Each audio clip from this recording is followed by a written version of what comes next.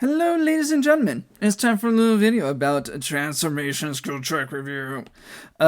So we're getting ready to take a little assessment on the transformations and congruence standard that we're dealing with.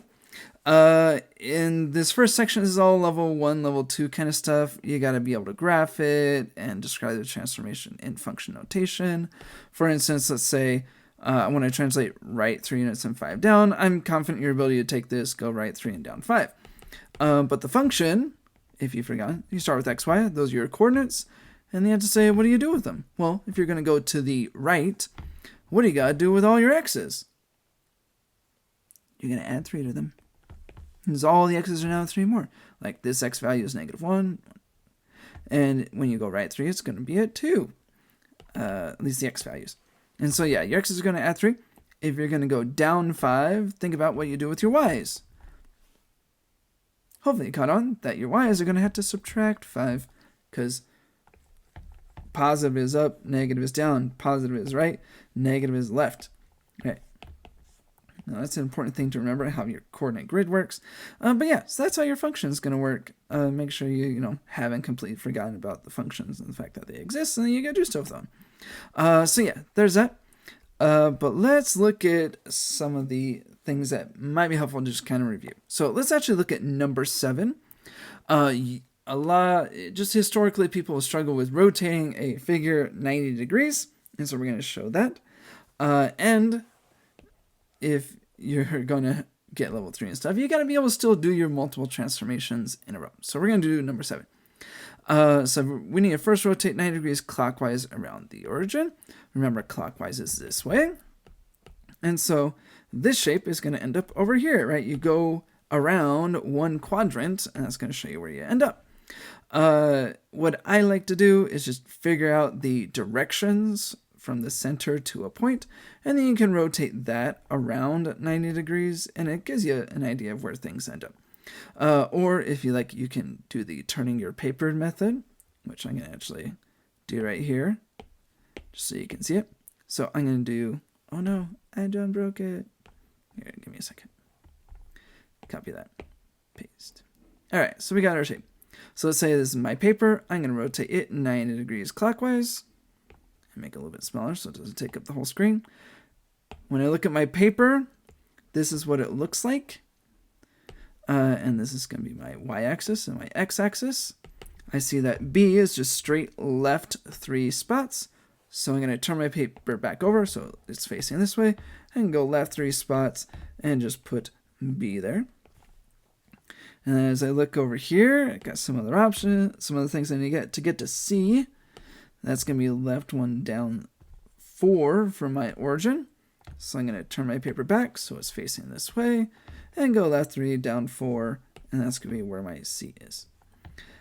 And then as I look at my turned paper here again, I see D is left 5 down 5.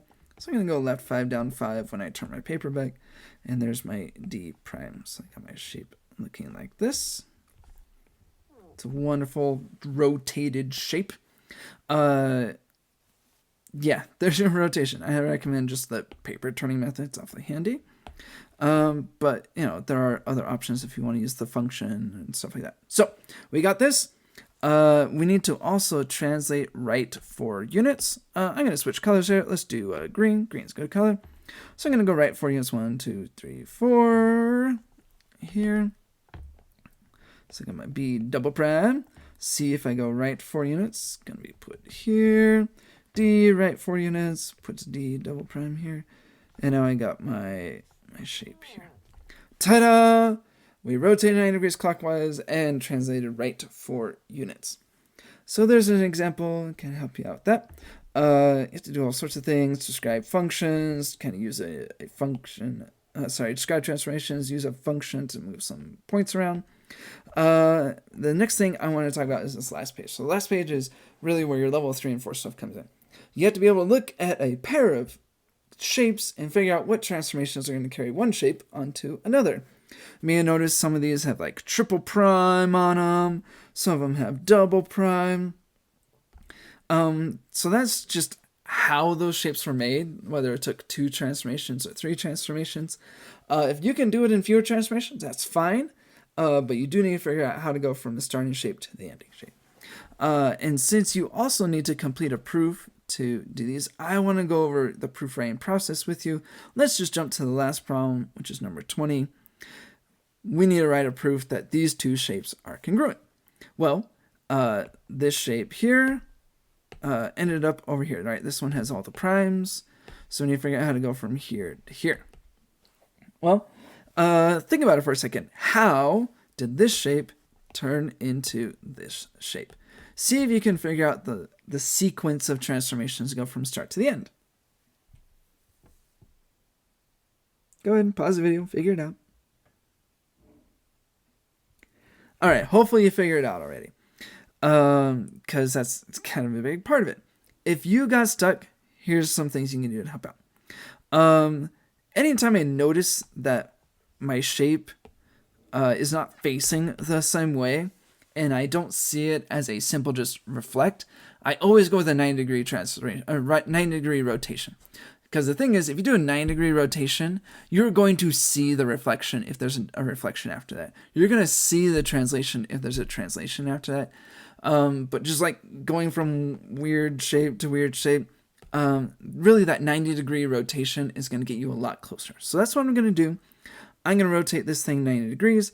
I'm just going to rotate it clockwise here. And I'm going to sketch what it looks like.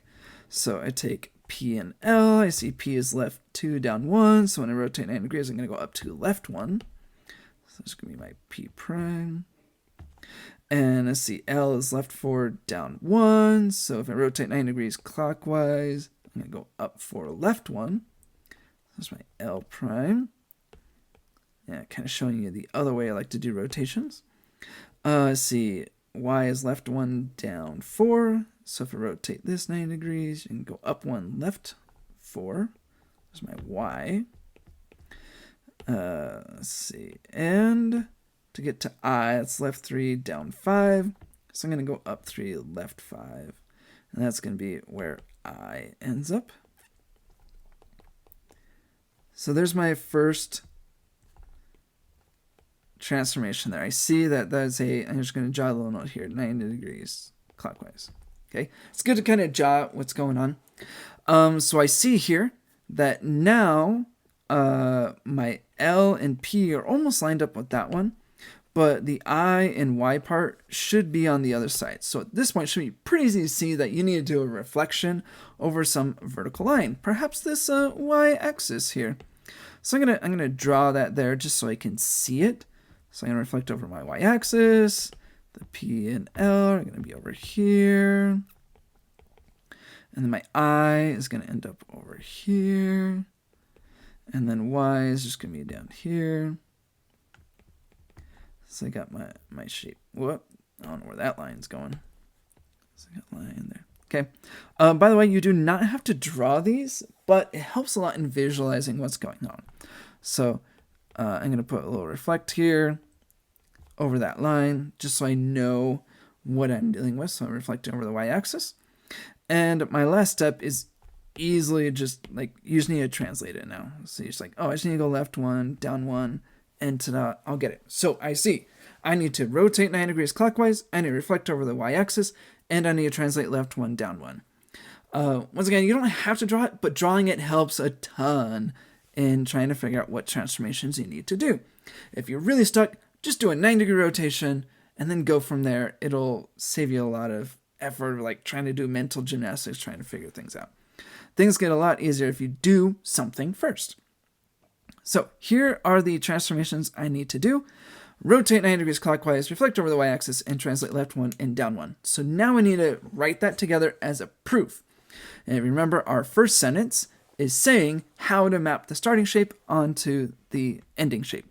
So I'm going to write this out. I'm going to use, let's do purple. Okay. So our first thing was rotating. So I'm going to say rotating 90 degrees clockwise about the origin. Comma. We need to say what the next thing we did was reflecting over, man, penmanship, guys, over the y-axis, comma, and our last transformation was a translation. Translating left 1 and down 1 units. What does all that do when you rotate and reflect and translate? It maps or makes one shape land on the other one. So I'm going to put that. Maps, we're going to put P-L-I-Y onto P triple prime L triple prime I triple prime Y triple prime. Okay, that's our first sentence. You do need to write 2 sentences. The first one is saying what transformations carry one shape onto the other or map one shape onto another. The next sentence is saying those are rigid transformations, and so that proves they're congruent. So we're going to say that since rotations, reflections, and translations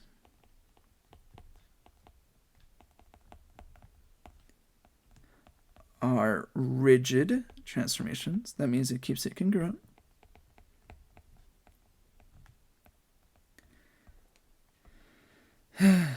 Formations, comma, since those are rigid transformations, we can say that figure P-L-I-Y is congruent to figure P triple prime L triple prime I triple prime Y triple prime. Ta-da! We did it. What? I just zoomed way out of there. Sorry.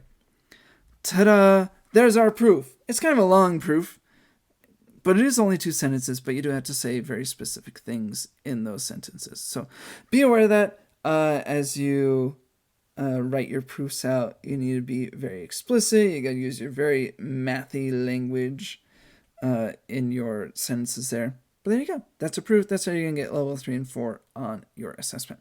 So there you go. Hopefully that's helpful. Good luck on the rest.